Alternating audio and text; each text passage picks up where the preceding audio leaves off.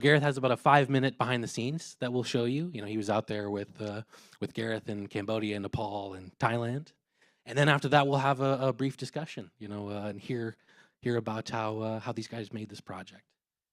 So again, thank you so much for being here. And without any further ado, this is a camera test for Sony.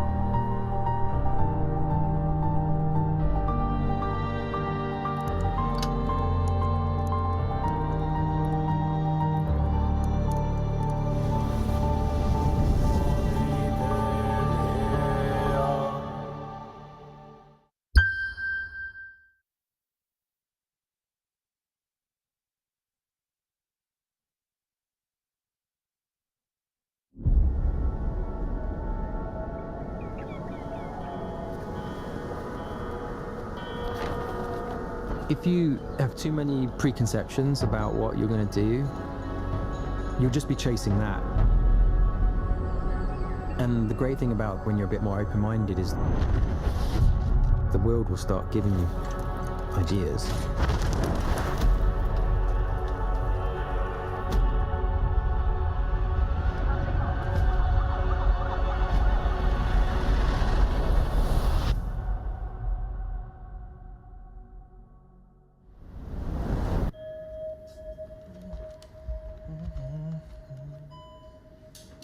You don't need to worry anymore about getting permission to make a movie.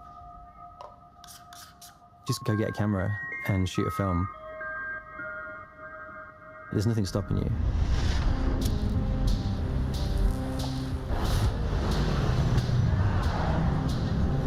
Filmmakers should be allowed to do anything they want. So things like the FX5 sort of break down the barriers to who's allowed to make a film and how good it can look.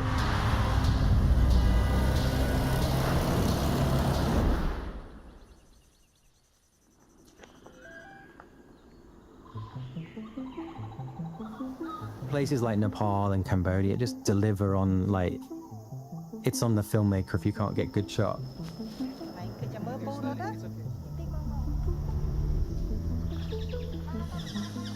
Being able to go into these places and blend in and not look like a massive film crew just means you can now get even more naturalistic behavior from people. Do they want to be there? And that's what this experiment was, really. It was like, can we just turn up, no real conversation, and just start trying to create stuff that looks really nice? It felt like we weren't really compromising. It's just now going to be about the storytelling and about the ideas and the talent of the filmmakers.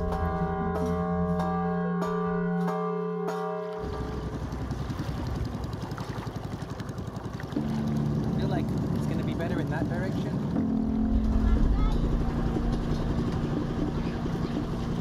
Basically doing a camera test, really. And so I ended up revisiting a lot of the locations we did on the Creator, where I used the FX3. And this being the new FX5, it was like, okay, let's see how it compares.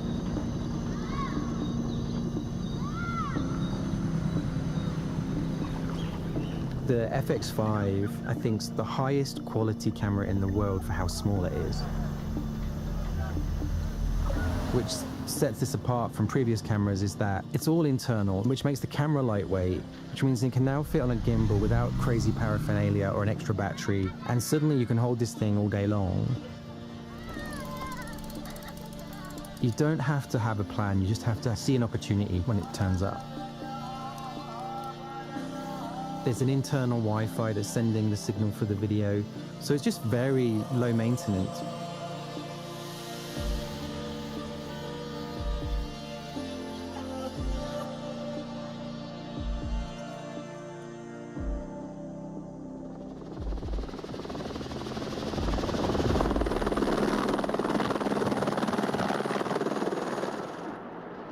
Went from like boiling hot 35 degrees to -5 it's going to be.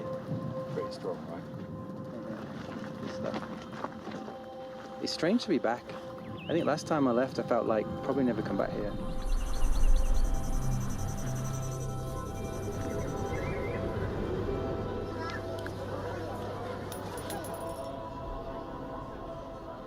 I'm really excited about the future. I'm excited about what new filmmakers are going to do with this technology.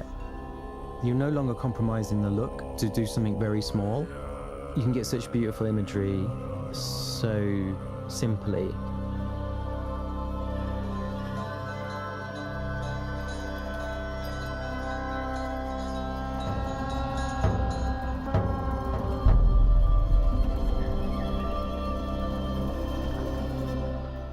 I'm never as happy as when I've walked into somewhere and I've let the ingredients tell me what they should be. And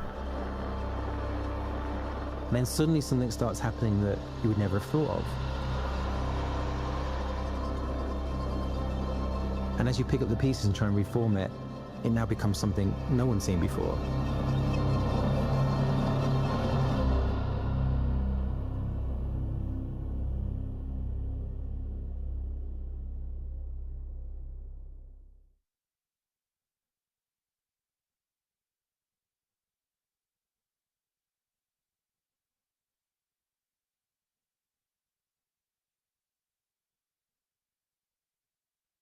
And now we're gonna bring up Mark and Gareth. Thank you guys. Awesome. Thank you, Stu. Aye, aye, aye. Yeah, you quickly realize on a 60-foot screen what was in focus and what wasn't, hey? I know. I've already look. As you'll know, I'm an amateur focus puller, as you can tell from that. Yeah, Gareth's being a bit hard on himself. He was controlling his focus because he had these cinema lenses with a remote wireless follow focus. He was doing it all with just his thumb, which It was my index finger. your index finger, yeah. It was the rear handle on it. Which I was actually quite impressed with Gareth because he finds a way of using ordinary things for new uses. So with that left arm he suddenly had free, he just got a strap and a magnet, and then he would stick his iPhone to his arm and send the signal from the Sony wirelessly to his arm. And he's like, well, I have this arm free, so it might as well just be a monitor. But it went further because you'd always like to find uses for new things. We had all these sliders and some tripods, and we needed cases for them. So Gareth got gun cases because they were perfect size for them. So we'd be showing up to all these countries with a big stack of gun cases. And I asked Gareth, I was like, well, what are you going to tell them? And he joked, he goes, we're here to shoot. That's what we're doing. It was really impressive seeing how much you were able to do on your own. And I think that was kind of the point of this was pushing the camera as a solo filmmaker, because you're often with big crews. But I think the question I want to first ask was, why come back to these places? Because I'm lazy, and this is like we basically had the is it called a prototype? What do you call it when you haven't manufactured it? Pre-production model. So we had the first pre-production models in the world. There was only 6 of them that existed, and they gave one to me and one to Mark, and we got them about a week before we had to film. So it was a scramble, and it was like, oh God, I can't let Sony down. It's got to look good. And I was just like, look, if someone said, if there was a gun at my head and they said, you have to get good images and you've got no time to prep, where would you go? I'd be like, well, Nepal and Cambodia, because it's like Disneyland for cinematography. And so we just booked some tickets, went there, blew the whole money of the budget on flights. Yeah. And caviar. Yeah. That spa. That spa was good. Yeah. And so for you, I'd asked you this, but what were you, like a camera test, it's like you want to push it and see what was going on screen. You had done this with the FX3, obviously, on the Creator. For you, was this about kind of discovering more about how far you can push it just by yourself? Because, or what were you hoping to find from this? I don't know. I'm sort of ultra paranoid person, and I just spend every day thinking I'm never going to be allowed to make a film ever again. And so like the thing I do in my spare time is I start building cameras, or like just trying to figure out if no one gives me money to make a film, what am I going to do? And it's like I'm just going to do it on my own with my own money somehow. And so I was just tinkering away, and obviously the successor to the FX3 was on my radar, and I didn't know when it was going to get released. And essentially what happened is after the Creator came out, I got invited to a Sony event. And I said to my girlfriend, I was like, I'm making it my mission during this event to hound the Sony rep and beg them to let me talk to the engineers about what they're going to do for the new FX3 camera. And she eventually gave in. And then I was on the world's biggest Zoom with 1 million Japanese engineers. And I said, can it do this, this, this? And I was like a kid in the candy store. And I started off with, some fair requests. Yeah. And then I sort of got into and it's got to cure cancer and create world peace, and and so there was this insane list. And then about 2 years went by, I went and did another film, and then 2 years go by, and Stuart calls me and says, "Oh, Sony are in town. Are you free? Whatever day, come down, and they want to show you something." And I was secretly hoping, please be the new camera. Yeah. And so I go, and they say, "We really appreciated or liked what you did on the Creator. And for the last 2 years, we've been developing this camera, and the code name the whole time was Alfie, named after the character from that movie. Yeah. And we've made this camera, and they unveiled this camera. I was like, whoa, and everything. I remember saying to them, if you only do 3 things, for me, everyone's got a different list, right? But for my list would be, please do internal RAW. Yeah. Please have a viewfinder. And please make it so the back monitor can just flip up. You don't have to put it out on the side." And I was like, and obviously there's other things, and they'd done those. I could see straight away they'd done those 3. Yeah.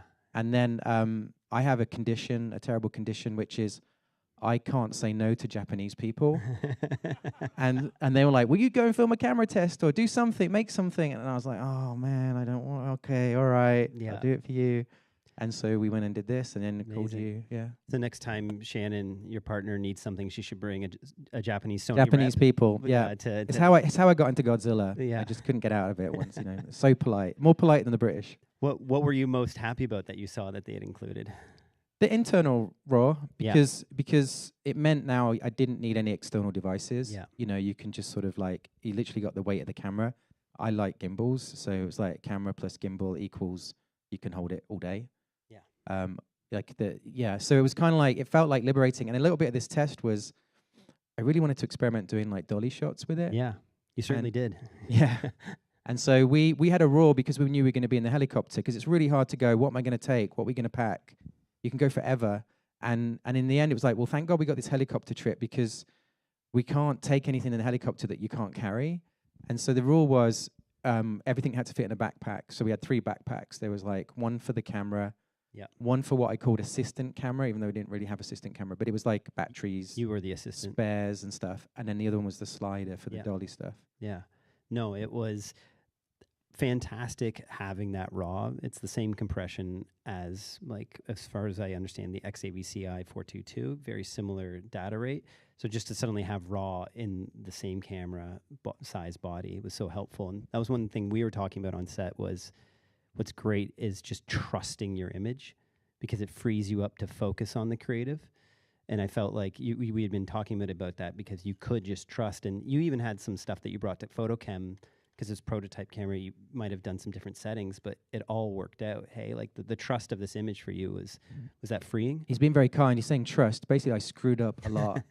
And the first day, I accidentally filmed everything at ProRes, not XOCN. ProRes is like LT even or something. Yeah, LT, the low setting. And I was like, because I just drag and dropped it to my hard drive to kind of copy it over, and it just went in like a minute. And I was like, isn't it supposed to take all night? Yeah, you and there's this, we're in Cambodia, it's like 47 Celsius. Yeah, and I knock on your door in the middle of the night. He's like, how long should it take to transfer a full day? And I was like, I don't know, like dinner time, at like at least that length? And you're like, it took a minute. I was panicking. I was like, I think we didn't get anything today. I don't know what this is. Is it just tiny proxy things? Like, yeah. And then it turned out it was ProRes, you know, at the lowest setting. And little fact that's fun is that when I gave it to PhotoChem, who do all the big Hollywood movies, they transcode it before they grade it, and they didn't know which one was which. Like, they couldn't tell the difference. And so I was like, oh, that's nice, you know. Yeah. No, the strength of the image from top to bottom has been remarkable. Like, we did a A/B test between the FX3 and the FX5 in terms of just wanting to see what the color science was and all of this. And we struggled to tell the difference. We had to go to the file names. And I think that's actually a huge plus, because for the BTS, we shot FX6, FX5, FX3, and they all love each other. They all work together, and that's nice to have that in the system. I remember that. Like, I'm not very technical, and I was sometimes just show Mark like a little kid and go, is anything wrong? Like, are these settings okay? And he'd look, and he was like, oh, yeah. and he's like, the camera's not on, Gareth. And I remember one day, it was the middle of the day, we've been shooting in the jungle in the middle of the sunlight, and he was like, you're at 12,800. How long's that been on? I was like, since last night. I was like, oh, damn it. And I'd shot like hours in direct sun, like midday sun, in the highest ISO you can ever have. And you cannot tell. You know what I mean? Like it again, I said this to PhotoChem, and I was like, can you see the ones that are really grainy that can't? And they were like, we wouldn't notice, we didn't know. Yeah, and in talking about that, we added a bunch of grain in post. Like the image was so clean. Stuff, yeah. Is that something you will always do to your image? So like, what's the philosophy? Everybody has their go-to look they kind of aspiring to, and for me, it's vintage film, cinema, and so I always like a bit of grain, a bit of texture. Mm-hmm. Yeah, I've always appreciated about your work when I was studying some of your films, coming back to the Crater before we worked together. You've always loved wide shots, and I think it's inherent of the anamorphic. This, and now with the FX5 has like the open gate, which has been so helpful. But what is it about the anamorphic frame? Like, I followed your suit because you were shooting anamorphic. I was like, okay, BTS is going to be anamorphic. What is it about that frame? Like, why are you drawn to that so much? Everyone's got their favorite format, right? Or their favorite aspect ratio, their Mhm. favorite this, their favorite that. For me, it's like if you do the little test with your peripheral vision, like if you move your hand, that's where you start to see something in your peripheral vision. And if you do it this way, and it makes a rectangle. And so I just feel like that's more natural. I like that Yeah. ratio. So, and also it's probably nostalgic because the films I grew up loving are that aspect ratio. So I'm just trying to copy my heroes very badly. Yeah, it works so well, obviously, in a space like this where you just get to feel really immersed in that way. Does what was it like? I know you had considering it was a Hollywood-sized film, you had still a pretty tiny crew with the creator in these locations. But what was that like for you returning back? Just you, you said you had a camera assistant bag, but it was either me or Jim running and grabbing batteries. Yeah. So Jim, the guy you saw with the helicopter landing, Yeah. that was Jim, my producer, and we did a very similar thing on the creator. We went to those sort of countries. We went to 7 countries on a location scout. We didn't tell the studio, but we shot everything, and I basically put together like a 10-minute, similar thing, Yeah. 10-minute Teaser, and then we ended up Industrial Light and Magic, ended up doing the effects for it, and how the film got green lit. And so we had actually been. So is this the Creator 2 you just shot? It's the Creator 2, yep, Electric Boogaloo. It's going to be on Netflix, probably around Christmas. Oh, amazing, that Yeah. quick. Great, fantastic. Yeah.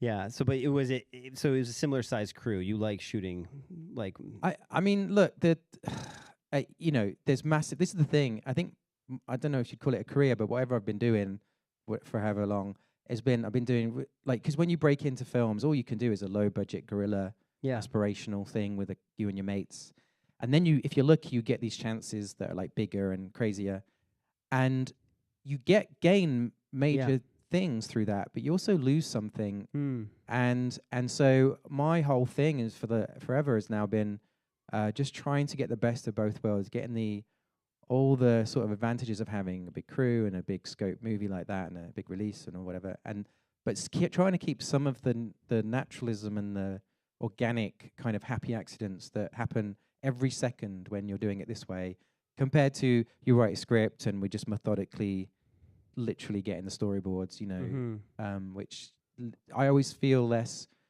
when I get exactly what I was picturing, which is also like an impossible task, right? But when you get exactly what you're picturing, it's always disappointing because my imagination's not that great.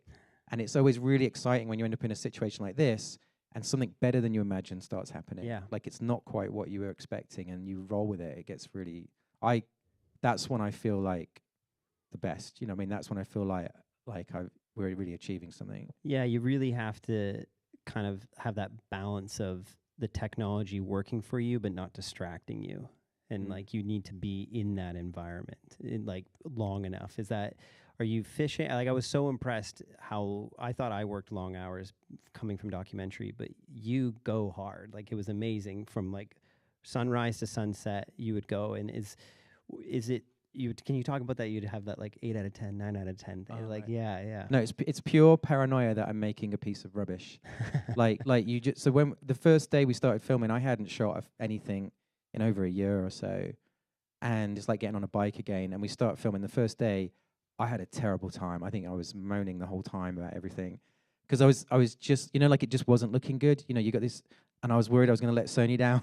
Like nothing looked good. And then you go, and I was keeping a list all day long to myself, or I was actually making notes on the phone and going, okay, tonight do this, check this, make sure you don't do that. And then what was happening, you were going, any good? And I was like, nah. And he's like, what? And I was like, it's like 4 out of 10. Yeah. Like, and so they basically, what happened, you don't feel good until you've got like a 8 out of 10 something. Yeah. And then you start to feel, as you're banking stuff, totally, you start to relax. And by the end, we were there, it was about 5.5 days worth of filming.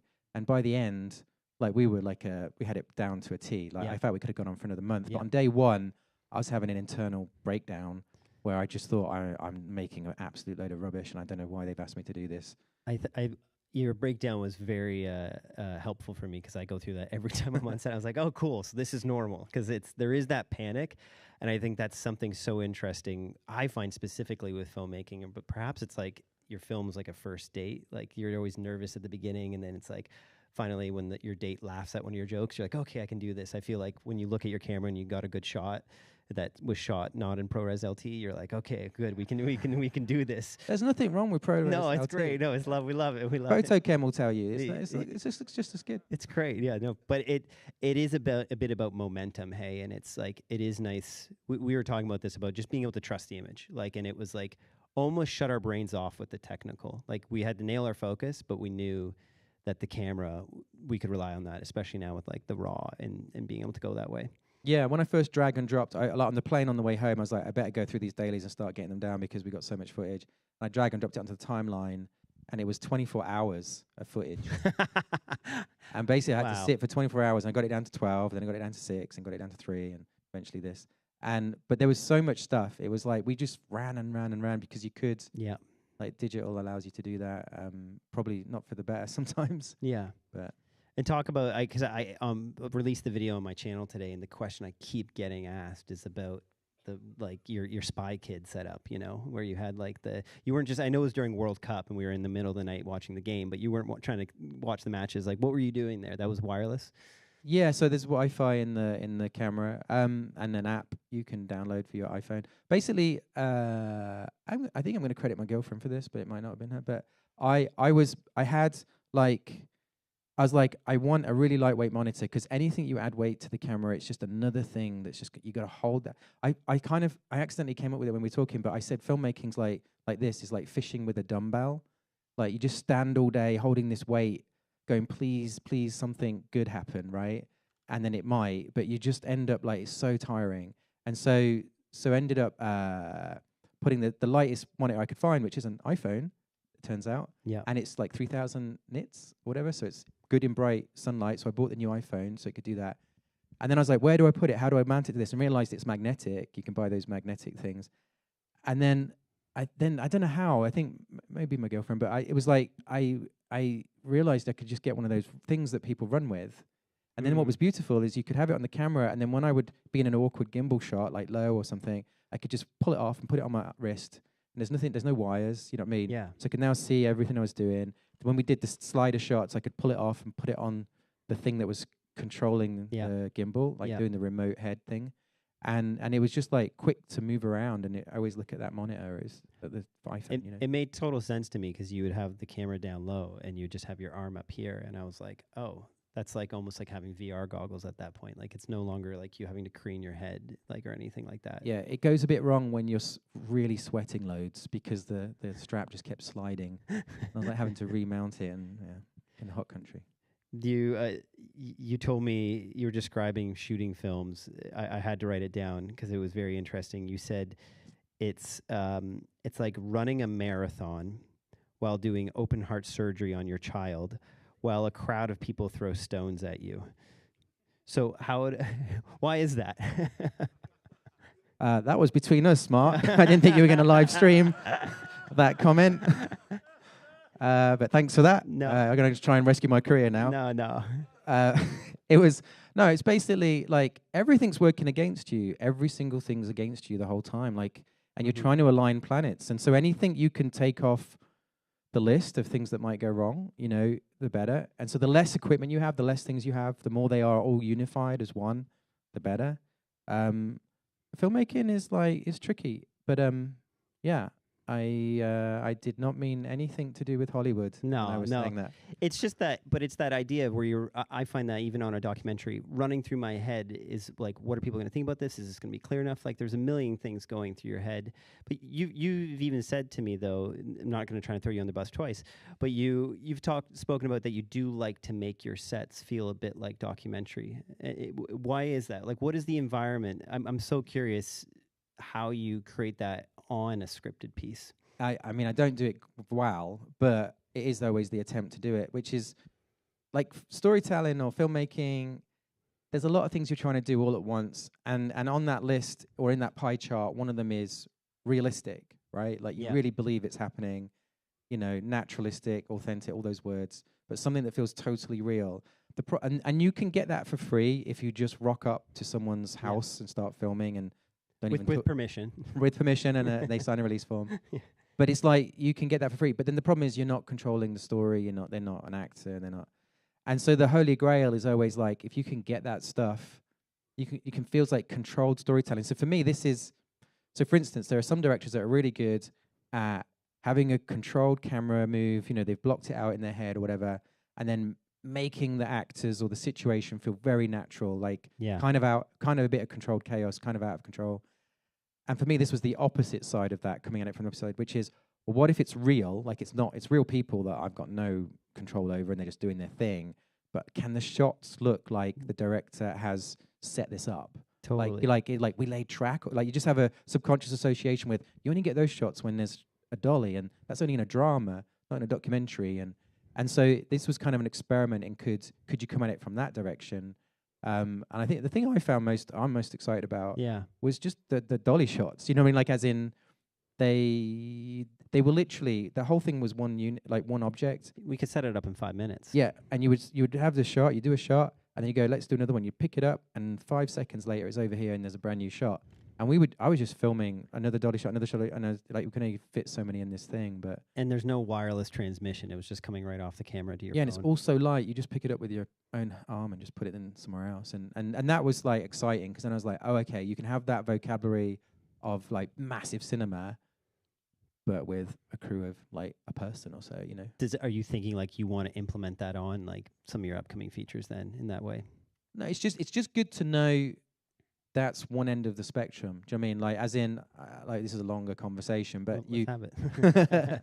but it's like a bit of everything, really. Yeah. Like on the Creator, we Yeah. did big, massive stunt set piecey things, and then we did a section where we literally went on a helicopter to the middle of nowhere with like me holding the camera and another guy holding the camera, and it was like, and just shot a load of stuff that looked nice, and so I feel like, you know, it's just nice to know, if you never get the opportunity or if no one gives you the money, like you can make stuff Yeah. that looks to me as good as a lot of films, and for like the price of this prosumer camera, you know. Yeah. You called it like a, you were hoping this film would be like a call to arms, like to filmmakers right now. It's like the only thing in the way of you making your film is kind of you. The technology right now. I'm in the way of you making your film. Yeah. But it's a unique time. Like, how does this differ from when you were on Monsters? You had crazy brevis or lettuce adapter, all those.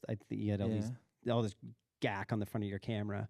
It's like, what would it have been like to have had a camera like this back then? I think it just would have looked a bit nicer. You know what I Yeah. mean? It just would have looked a bit better. We had, so it was available light, a lot of this, apart from Oh, that little tube light. we had a little tube light, and basically it's an inflatable thing. You blow it up like you're doing a puppet thing for kids. And you just blow up this tube, turn it on, and it was so bright that you'd have to put it on like 1%, because we were shooting 12,800. And so then I would just chuck it nearby, and it was just on a couple of those dolly shots at night where I used it. Mm-hmm. But it was so fast, and it rolled back up in your pocket, and you carry on filming. And so it was just like where we are now with equipment Yeah. and these tools is like, it's sort of there. Like it's kind of like, We made it, guys. We did it. yeah, you can all go make movies now, Yeah. which you can. And like, you know, everyone's got a fighting shot now. Like it's democratized the opportunity to like to enter the competition. Doesn't mean you're going to make a great film. Doesn't mean, you know, all these magical things are going to happen, but you've got a chance to have a crack at it. You can enter the lottery, you know. Yeah, which is like when I first heard you were shooting. To go back, I remember the moment when I was like, you were shooting on the Creator. I was like, seems like a big budget film. Like they have the crew power to move around like a Venice. Like what was it about going tinier for a big picture like that with that budget? I mean, because I was holding the camera and I'm just a wimp, really. and also the 12,800 ISO is really significant. I can't go back now. Like during magic hour, and the light gets better and better and better, and then there's a It little extends magic hour it like just half goes- an hour. yeah, and it goes better and better and better, and then it just goes on for the rest of the night if you want it. Like anything you can see with your eye, you can shoot it. And so it's just like it's really, when you look at the cameras that can do that ISO versus ones that can't. What was funny is when we got the FX5, we couldn't tell anyone it was called the FX5. I have a confession. Can I tell it? Sorry. So we were in Nepal. We were in Kathmandu. Yeah. Right, Kathmandu, which is kind of, to me, the middle of nowhere. Like it's really far away, and we're shooting the guru guy. I was shooting the guru guy with the face paint on when he's near the fires, and I just sitting. He was sitting there, and I was doing some stuff, and this young guy comes over to me, and he just stands next to me, and like, he's just a local kid, and he just looks, and then he looks at me and he goes, FX3? And I was like, what the hell? He knows the name of the camera? And then I just went, no. And he went, huh? And he looked again at it, and I went, FX5. And he went, what? And I went, shh, and walked away. And then I saw him down the road open up Reddit. Yeah. And then start. Yeah. Yeah. And so then that was where the leak happened. Yeah. I'm sorry. I can admit it now. Yeah. That's what was happening. Would you then, are you thinking, now I'm putting you on the spot, now I'm actually quite curious, not about the leak, but no, about having shot a feature on the FX3, would you move forward and do one on the FX5?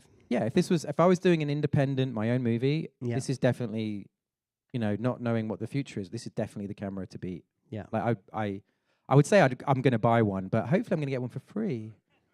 Is that right? Yeah. There they are, Sony over there. Yeah. Is that a nod? They officially nodded? Yeah. It's legally binding? Okay. They can't say no to you. Yeah. Yeah, no, it kind of feels like I don't know what else I would want in a camera at that size. And so it's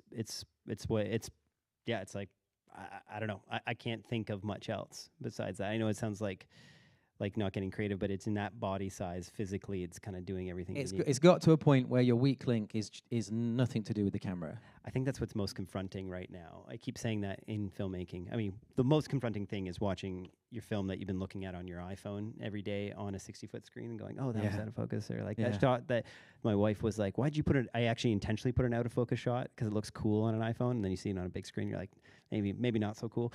But it is this moment, though. I think it's so exciting for filmmaking because it's putting us to the test as creatives where the gear's doing everything and there's no more like, well, I don't have the budget or I don't have the crew. It's like, you can do it now. We have the dynamic range. We have the sensitivity to light. It's like, what's missing? Well, it's the story.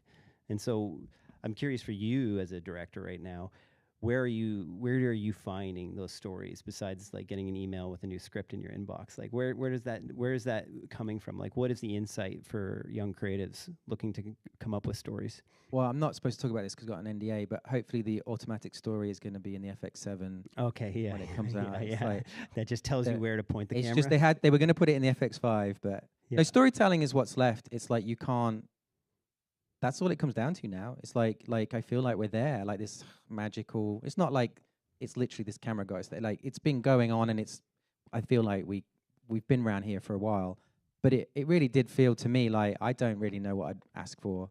Like if we did another session where they're like, "Hey, what do you want in the next whatever it is, FX something?" I'm going, "Oh, can you give me a minute?" Like there's the obvious little list here and there, but really it's not. That's not the problem anymore. Like it's down now to like the artists, the filmmakers, the story. Whatever it is. It's like it's not. I feel like we're good now. The equipment is at that place. Yeah. If you were talking about that equipment, if you like, I know in the Creator you had like a gimbal, and then you had a crane, and then you had like 4 cameras going at once. And I know I stole your second camera because you originally were going to go handheld and gimbal. That's why you love these small cameras. You can have multiple. What would describe me your dream setup? We're going to go shoot an indie feature, and Sony's like have as many bodies as you need. Like, can I? Yeah. Okay. What would be your approach there? After the Creator, I bought a bunch of the lenses, the Koa lenses that I was using on this, because I wanted to create a setup where I could have permanently handheld one, permanent gimbal, permanent slider with the remote head thing, permanent drone, and then the other option that you shouldn't really need, but you might, is like not a crane, but like an extendable, like a poor man's crane that can do those sort of shots. And within that, you've got I think all the vocabulary of like 99% of any shot you can imagine in classical filmmaking. Obviously, there's crazy other things you can do, but it feels like, and that's something, the idea that you could just own that in your house is just, I mean, I'm truly, like, I get really excited about that idea, like, as in, it's weird, because I understand what you're saying, because only when you ask me, like, well, why would you be interested in that when you're doing these big movies? And it's like, I'm still that guy, like, that I want to do this. When I grow up, I want to be a filmmaker. and just trying to get better at it, trying to learn, and Yeah. the next one's going to be the best one. You know, that's how that's like. It's like an addiction. Like you're in the casino, and it's like I know how to do it next time. You know, because you always like feel like it didn't quite go your way. Yeah. And I feel like my whole like you know you're going to get to the old age and maybe never feel like you ever actually pulled it off. But yeah, that's what keeps me going. Yeah, I think that's actually, it was an encouraging thing when we were on this trip. You were saying that you're like never feeling like your film is perfect. You're like, it keeps you wanting to do the next one, and that to me felt relatable because it's always like you get to the end of a project, and you're like, yeah, that was great. You're like, but I feel like I could just like, is there something more else there? I guess that's just part of like you need that appetite to be an artist. Like you need a level of satisfaction and dissatisfaction in order to keep pushing, isn't it? I have total dissatisfaction. Like I basically can't look at what I've made after I've finished it. You know, it just makes me cringe and get annoyed with myself. That's why you had your head down the entire camera. Yeah, I did. Yeah, and so it's like, yeah, I think a lot of people I know are a bit like that as well. Like actors, you'll make a film, you'll have a premiere. I had a premiere once, and the actors just left as soon as the lights went down. I was like, what's the matter there? You know? Yeah. And afterwards I was like, you all right? Were you okay? And he's like, yeah, I just never watch my films. Like they can't watch them. Wow. And so I understand that. Yeah. You know? Do you think, like when I look at the BTS for your career, it's often you holding the camera. Is there value? Do you think all directors, because I feel like a lot of us got into filmmaking because at some point there was a video camera in our home or a Super 8 camera, and we held it up to our eye and we saw the world through this lens, and we're like, wow, this is something special. I want to continue to pursue this. Do you think there's value for directors to go shoot, even if it's just camera tests like this? Like, what do you gain from that? For me, it's the pen of cinema is a camera, and I know other people would say, no, it's a typewriter. You know, it's a keyboard. You know, when you write the script. But if you sit and like, if you read a screenplay, and you have a highlight marker, and you're just going to mark every time you read something, you go, oh, that's amazing, right? And you turn the page, that's amazing. But then you sit and watch the same movie, and you have a clicker or a button or something, and you pressed it every time you went, oh, that's amazing. Oh my God, that's amazing. They would not correspond. I feel like true cinema, like the best moments in films, you can't explain them. It's like beautiful music. You can't put it into words. It's some serendipity between imagery, story, audio, music, you know, everything, lighting. And so to me, it's the pen. You know, it's like it's the thing that you write with, and just like there's a strange thing because we have such a linear process to filmmaking where someone writes a script, and then basically, you know, you get the money if you're lucky, and then you methodically go film that script, and it's a bit like everyone sticks to that script like it's a Bible, like you cannot. This is what we all agreed. Yeah, you know, and you go, no, this is what someone or maybe you made up in your head a year ago, randomly. Yeah. And it's like, this is not the Bible. Do you know what I mean? Like, this is just, I invented a load of shit 6 months ago, and now we're doing it. Doesn't mean we have to do it that way. Yeah. And so I love the idea that when you're filming, you can write there and then, you know. And so I get excited about is that, okay, when you're doing really complicated shots and they're all set up on dollies and cranes and things, you can't be that opportunistic. But when you've got a gimbal or something handheld, you can move at the speed of thought and suddenly go, oh, you know what? That's better. Yeah. And you can give the actors freedom because all you're trying to do is create a nice shot. And so rather than saying like, no, it's this shot, you've got to stand there and sit like that. And then it feels false and you always watch the dailies back and feel disappointed. And I felt it's always been a better result when you try not to control it too much and you try to create some conditions in front of the camera that look beautiful or pretty. And then once the actors, it's like that game, you know, when you're a kid, you could say someone draws the head, and you draw the body, and you fold it all up, and then someone else draws the legs, and then you open it up. Yeah. Or it's like, or someone writes the first word, and you write the second word, and they write the third word. It's like the actors are writing the first word, you know, and the light or whatever is writing the second word, and then you write the final word that gives it meaning. And if you're not the final person doing the final thing, it can just go in a direction where you didn't intend, or you don't like, or it doesn't feel like your signature. And so I like the idea of like everything's lined up, and then you have the final decision about what to do visually, you know, and you just respond to what's interesting and it always gets exciting when something starts happening that you didn't plan, you didn't expect. Yeah. And then suddenly you go, ooh, because I feel like my brain is like AI in that it's been trained on a data set Mm-hmm. and it's sort of going to go to the same Yeah. ideas. Yeah.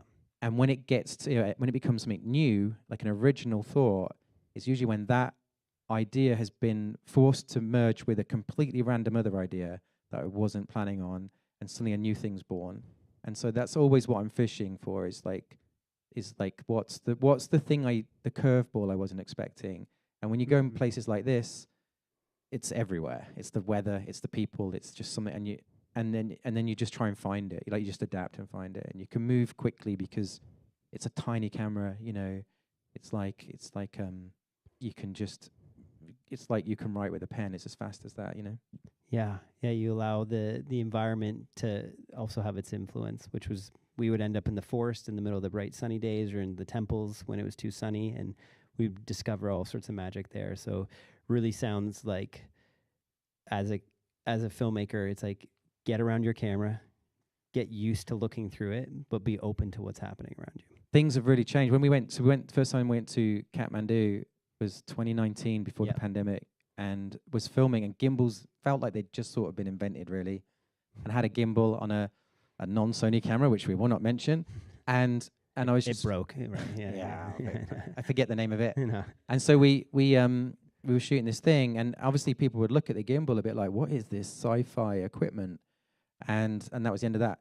And when we were there this time, Yeah. do you remember the bit with the monk in the square in Kathmandu? And basically there was some other kids with gimbals and what looked like an FX3, and they were filming, and we had to patiently wait for them to finish, and we just sat on the stones just looking at them like, it's all right, take your time, do your thing.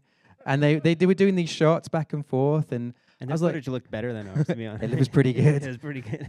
And then we waited for them to finish, and as soon as they finished, we went up there and we shot with the monk. And it was like, and I was like, what is this world we're in now, where everyone's filming, everyone's got this equipment because they can, everyone's doing these things. And it was sort of like, I was happy for them, you know, like, as in, this is what you wanted, Gareth, you know what I mean? You wanted this to, like, everyone to embrace this stuff and make films and stuff. And so it's just strange how global, like we were making this. Yeah. And when we did The Creator, we were making a Hollywood film, or whatever you want to call that.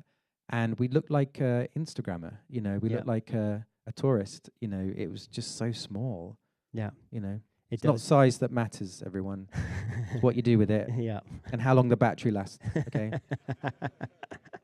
That is where we can end on that. Yeah. Okay. Amazing. Thank you, Gareth. It's been an absolute pleasure. Thank you. Thank you. Absolutely.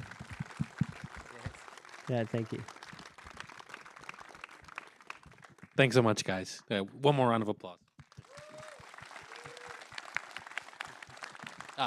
Thank you again so much for being here. Really appreciate all in the room, folks on the stream.